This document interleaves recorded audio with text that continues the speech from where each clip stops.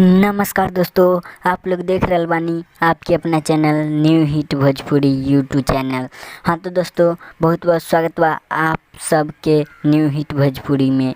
हाँ तो दोस्तों, आप लोग को बता दी कि आप लोग अभी तक नए हमारे चैनल पर तो लाल बटन दबा के चैनल को सब्सक्राइब कर ले और साथ ही बेल आइकन पर क्लिक कर ले, ताकि भोजपुरी के कोई भी छोटे से बड़े खबरों सबसे पहले आप तक पहुँचे।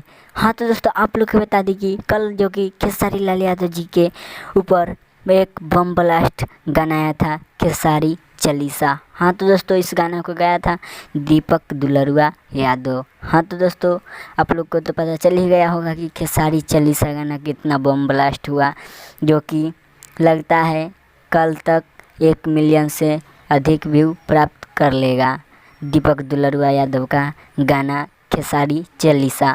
हाँ तो दोस्तों, आप लोग बता दी कि कल खेसारी लाल यादव जी के एनिवर्सरी डे भी था, जो कि आप लोग हिंदी में बोल सकते हैं सालगिरह, शादी के सालगिरह। हाँ तो दोस्तों, खेसारी लाल को फैन है इस वीडियो को लाइक कर दे और व्हाट्सएप फेसबुक पर शेयर कर दे। आज के लिए इतना ही, फिर से मिलते हैं अगले वीडियो में। जय हिंद, जय भोजपुरी।